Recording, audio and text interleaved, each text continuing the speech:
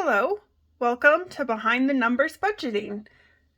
I'm Emily and I'm going to be working on my week 4 September budget. Now this spreadsheet is from the Budget Mom and the stickers are from Life in Envelopes, and I'll go ahead and have down in the description the links to their shops. All right, so rollover from last week was 0. So let's go ahead and put that in.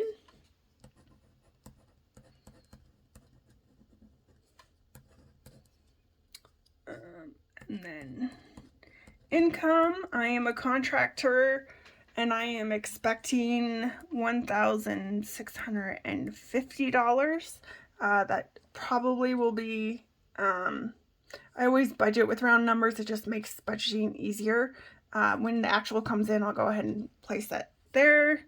Gives me 1,650 even. All right, in this next section, I kind of put in here bills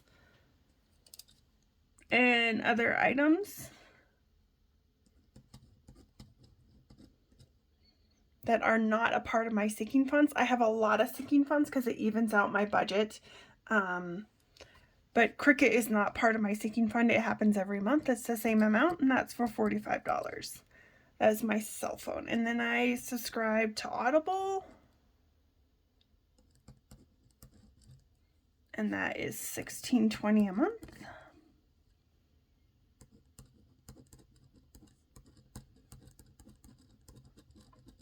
And I just use the sticker here to kind of break this section up because I like having two sections here.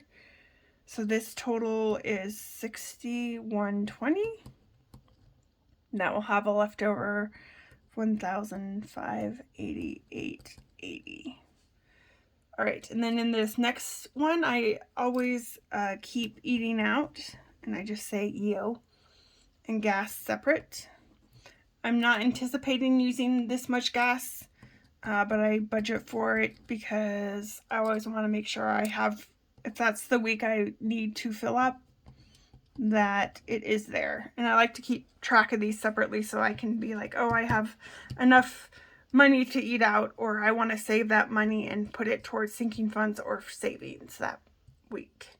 So that is a total of 140, which leaves us with 1,448.80. And then down here it says envelopes, but I like to put down here my sinking funds. So I'm going to go ahead and write budget.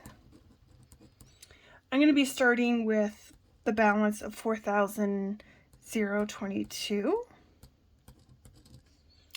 And then my contributions, I might increase the contributions if I don't use as much, or if I decide at the end of the week that I want to add some more to it. But for right now, it's $1,150. And then I'm not anticipating that I don't ever budget that I'm going to use my sinking funds, even though I will. And that'll leave me a balance of $5,172. So then I put down here a contribution of 1,550, and then that will bring me amount 298.80 is left over. And then over here I put debt and savings all in the same box just because that works for me. So towards my emergency fund, or what I call my short-term savings, I'm thinking of contributing $100. And then I'm going to be contributing to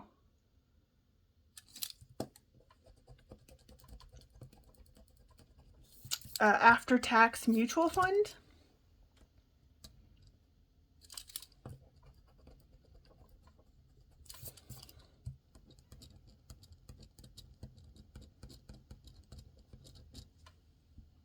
And I consider this part of my retirement savings, even though it is an after-tax. It is not a savings account. It's just a regular brokerage account. And I go ahead and I save $180 in that.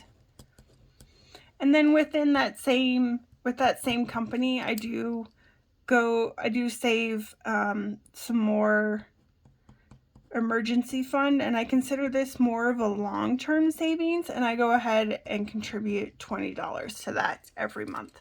So those are automatically coming out of my checking account. I have those scheduled every month. And it's a total of $200 for that one company. And then I just consider 180 of that to be retirement, after-tax retirement, and $20 to be my emergency long-term savings, because I do want to not have all my emergency savings in a bank account. I kind of split it half and half. Half of it's, or actually thirds, half of it is one place, other half of it is in brokerage. I just feel like, you know, this is going to be a long-term savings in the end. So I keep enough cash on hand that if something happens, I can access it. And then over the, you know, if something were to happen where I need more, I could sell those stocks. And within a week or 2 weeks, I can have that money.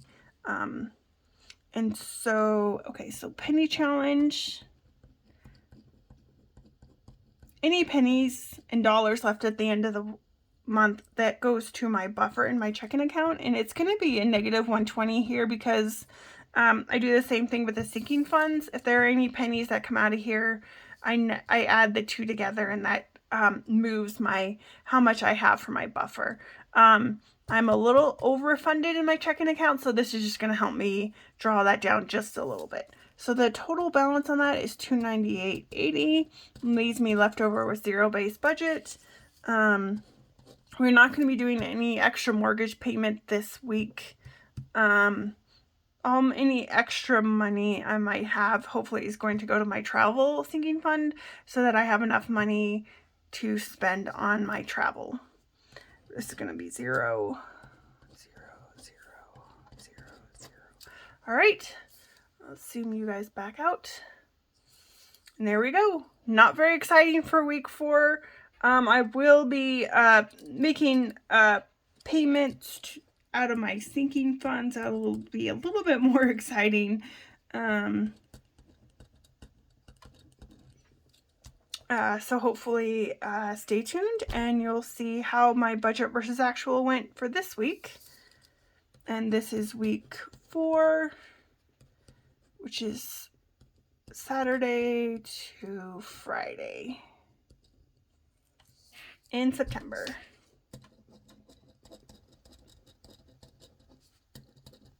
Right, have a good week. Thanks.